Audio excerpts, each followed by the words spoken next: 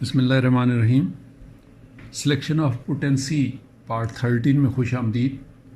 Part 12 کے آخر میں ہم بات کر رہے تھے سسپٹیبلٹی کی، کہ یہ سسپٹیبلٹی ہے جو ایک مریض کو دوسرے باقی لوگوں سے الگ طرح کرتی ہے اور اس کی شناخت بن جاتی ہے۔ تو مشل شائن کا سوال ہے، میرا خیال ہے یہ اساسیت بالمثل تک پہنچنے میں آپ کی رہنمائی کرتی ہے، کیا ایسا ہی ہے؟ جواب: یقیناً یہ ایک ایسا نقطہ ہے جو دعا کے انتخاب میں کلیدی کردار ادا کرتا ہے، اور حساسیت سے مراد محض کسی کا مختلف غذاؤں سے حساس ہونا ہی نہیں ہے، بلکہ میں تو اسے وسیع تر معنوں میں لیتا ہوں، براڈ اسپیکٹرم لیتا ہوں۔ جیسے کچھ لوگ خاص موسموں سے، کچھ خاص ماحول سے، کچھ خاص لوگوں سے، اور کچھ آپ سے، یعنی آپ بطور ہومیوپیتھ سے حساس ہوتے ہیں اور کچھ نہیں ہوتے۔ آپ نے دیکھا ہوگا ذرا سی بات پر یا خبر پر بعض لوگوں کی نیندیں آرام ہو جاتی ہیں، اور بعض لوگوں کے کانوں پر جوں تک نہیں رینگتی۔ یہ بھی سب سسپٹیبلٹی تو ہے۔ سوال: میرے خیال میں اگرچہ حساس مریضوں کو دعا دیتے وقت بہت محتاط رہنا چاہیے، لیکن اگر انتخاب دعا درست ہے، یعنی بالمثل ہے، تو پھر کسی ایگریویشن کا خطرہ نہیں۔ آپ کیا کہتے ہیں؟ جواب: دیکھیں، یہ نہایت دلچسپ پہلو ہے، اور میں سمجھتا ہوں کہ اس میں ہمارے عقیدہ کا بھی بڑا عمل دخل ہے، عقیدہ کا، فیتھ کا۔ میں نے مختلف اساتذہ سے بہت کچھ سیکھا ہے، اور میں اس نتیجے پر پہنچا ہوں کہ ایسے پریکٹیشنرز جن کا عقیدہ ہے کہ اگر دعا کا انتخاب درست ہے تو کچھ مسئلہ نہ ہوگا، اور دیکھنے میں آیا ہے کہ ایسے لوگوں کو کچھ نہیں ہوتا، یعنی ایسے ہومیوپیتھ کے مریضوں کو کچھ نہیں ہوتا۔ اور اگر کسی ہومیوپیتھ کو یہ خدشہ رہتا ہو، اگر دعا یا پوٹینسی میں ذرا بھی اونچ نیچ ہوئی تو مسئلہ کھڑا ہو جائے گا۔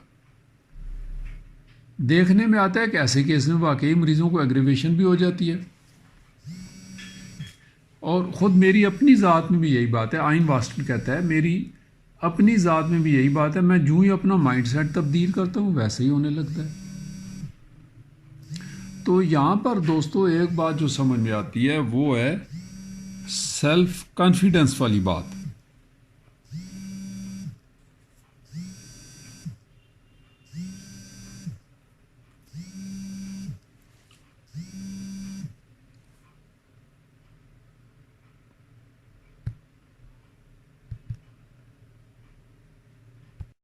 یعنی جتنی زیادہ خود اعتمادی، اتنا ہی معاملات مریض کے لیے بھی بہتر ہوتے ہیں۔ تو ایک ہومیوپیتھ کا خود اعتماد ہونا بہت ضروری ہے، اور ظاہر ہے یہ خود اعتمادی جو ہے وہ اس کو علم سے آئے گی، تجربے سے آئے گی، سیکھنے کی لگن سے آئے گی۔ علم کے بغیر بھی تو خود اعتمادی کا آنا مشکل ہے نا۔ سوال: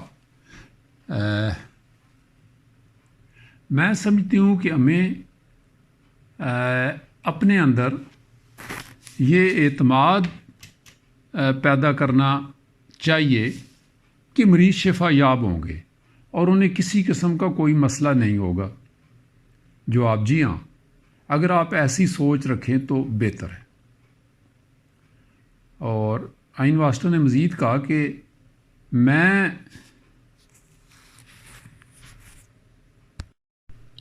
میں اس رائے کے حق میں نہیں ہوں کہ ہم چاہیں یا نہ چاہیں شفا یابی کے عمل میں بعض مریضوں میں ایگریویشن ہو کر رہتی ہے۔ آئن واسٹن کہتا ہے کہ میں اس رائے پر نہیں ہوں، جیسا کہ شمالی انگلینڈ کے لوگوں میں یہ سوچ پائی جاتی ہے کہ شفا یابی کے اصول کے لیے دردیں برداشت کرنا ناگزیر ہے، لہذا میں ان کے عقیدے میں تو مخل نہیں ہونا چاہتا، ان کی اپنی رائے ہے۔ آیا ان کے لیے ایگریویشن ضروری ہے یا غیر ضروری، یہ ان کا اپنا خیال ہے، میں ان کے ساتھ متفق نہیں ہوں۔ سوال: آپ کیا مریضوں میں جب ایگریویشن ہوتی ہے تو آپ کیا کرتے ہیں؟ کیا آپ انتظار کرتے ہیں؟ یہاں پر وہ بات ہو رہی ہے ناظرین کرام، سامعین کرام، کہ جیسا کہ کینٹ نے کہا تھا ہیو اے ویٹنگ گیم، یعنی جب آپ دوائی دے دیتے ہیں تو پھر آپ کو انتظار کرنا چاہیے. تو وہ یہاں پر کہہ رہا ہے کہ سوال ہو رہا ہے کہ آپ کیا مریضوں میں جب ایگریویشن ہوتی ہے تو آپ کیا کرتے ہیں؟ آئن واسطن: نہیں، اکثر اوقات میں کچھ بھی نہیں کرتا.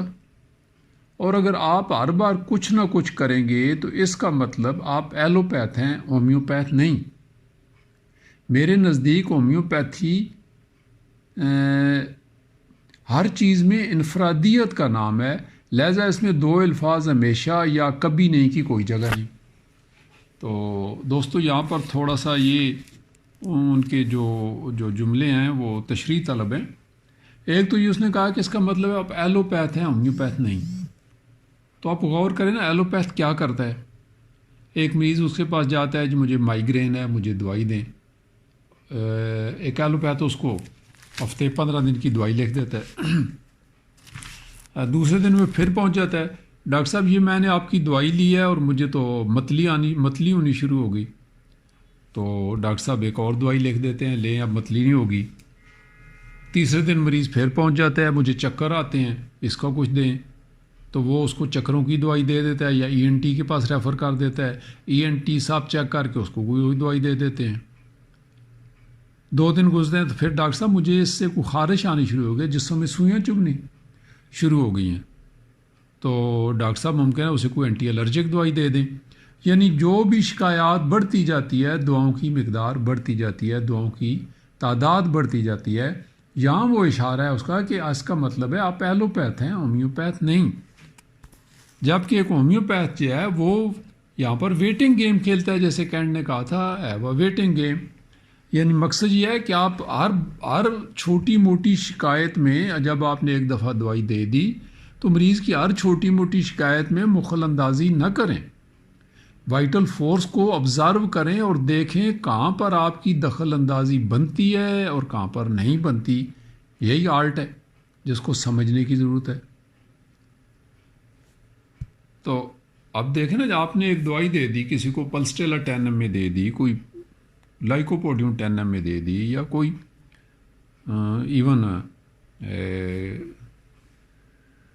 بیلاڈونا 1 میں دے دی، جس کام کے لیے بھی دی، بالمثل دی آپ نے، فرض کر لی. تو دوسرے دن مریض اگر آ کر اسی طرح کہے مجھے یہاں پر خارش ہو رہی ہے، مجھے وہاں پر خارش ہو رہی ہے، مجھے رات کو 3 بار آنکھ کھلی ہے، 2 بار پیشاب کے لیے جانا پڑا ہے، ٹھیک ہے، مجھے کل سے ڈکانیں آنی شروع ہو گئی ہیں، ٹھیک ہے، میرا آج دل کرتا ہے میں میٹھا کھانا شروع کر دوں، ٹھیک. تو اب آپ وہ جو علامات آپ کو دے رہا ہے یہ شکایت، تو آپ ہر شکایت پر اگر دعا لکھنا شروع کر دیں گے، نسخہ روز کا روز، صبح کا الگ شام کا الگ، تو آپ تو ایلوپیتھ ہوئے. یہ وہ بات کر رہا ہے کہ آپ ایلوپیتھ نہیں ہیں، آپ ہومیوپیتھ. اس کو نظر میں رکھیں. کلاسیکل ہومیوپیتھی میں ایسا نہیں ہوتا کہ ہر شکایت کے لیے الگ الگ دعا. لے جی سر درد ہے تو اچھا بیلاڈونا لے لیں، معدے میں السر ہے تو کیمومیلا لے لیں، گوڈے گٹے دکھتے ہیں تو میگنیشیا فاز لے لیں، ٹھیک ہے، پاؤں سن ہوتے ہیں تو چائنا لے لیں، اینڈ سو آن. ایسا تو کوئی تصور ہی ہومیوپیتھی میں علاج کا نہیں ہے. تو دوسری بات جو وہ کہہ رہا ہے کہ میرے نزدیک جو ہے یہ 2 الفاظ جو ہے ان کی ہومیوپیتھی میں کوئی جگہ نہیں. ایک ہے ہمیشہ اور ایک ہے کبھی نہیں. یعنی انگلش کے ورڈز ہیں کہ always and never. Homeopathy practice میں آلویز اور نیور کی کوئی جگہ نہیں ہے. اور جیسے میں الفون گوئکنز کو کوٹ کرتا ہوں، یہ یونان کا بہت کلاسیکل ہومیوپیتھ گزرا ہے، جارج ویتھالکس کا شاگرد رہا ہے، میرے خیال میں 8-9 سال ہو گئے ہیں، یہ فوت ہو گئے. اس کو میں نے کئی جگہ کوٹ کیا ہوا ہے، آپ نے میری پوسٹ میں دیکھا بھی ہوگا کہ نیور ایگزسٹ ان ہومیوپیتھی. بس جی کبھی بھی نہیں، میں نے تو ایسا کبھی نہیں کیا. میں نے تو ہائپوٹینسی کو سی ایم کو ٹچ بھی نہیں کیا. میں نے مدر ٹنکچر کی طرف منہ اٹھا کر بھی نہیں دیکھا، ٹھیک ہے. اور میں نے تو کبھی دوائی ریپیٹ ہی نہیں کی، اور یا میں تو ہمیشہ ریپیٹ کرتا ہوں. یہ ہمیشہ اور کبھی نہیں کہ الفاظ جو ہے یہ ایک جو ٹرو ہومیوپیتھک پریکٹس ہے وہاں ان کی کوئی جگہ نہیں، کیونکہ ہمارے یہاں فلیکسیبلٹی بہت زیادہ ہے، تو ہمیں بہت جگہ پر جو ہے وہ فلیکسیبل ہونا پڑتا ہے، کیونکہ چونکہ ہر کیس نیا ہے، ہر سچویشن نئی اسٹریٹجی کی ڈیمانڈ کرتی ہے، تو ہمیں تو اس طرح ہونا پڑتا ہے۔ وہ ہومیوپیتھ جو ہے وہ تو فالوور ہے وائٹل فورس کا، وائٹل فورس جیسے آرڈر کرے، جس طرح کی مدد مانگے اس طرح کی مدد اس کو دینی ہوتی ہے، دس از آل۔ تو ہم کو ڈکٹیٹر نہیں ہے، جیسا ایک ایلوپیتھ کو ڈکٹیٹر کہا گیا اور ایک ہومیوپیتھ کو فالوور کہا گیا ہے۔ ایلوپیتھ جو ہے وائٹل فورس کو ڈکٹیٹ کرتا ہے، یوں کرو اور یوں نہ کرو، جسم کے دفاعی نظام کو، امیون سسٹم کو ڈکٹیٹ کرتا ہے، ایسے تم بیٹھ جاؤ اور یہ دوائی کام کرے گی۔ ہومیوپیتھ ایسا نہیں کرتا، homeopath is a follower, he obeys the orders of the vital force and prescribes accordingly.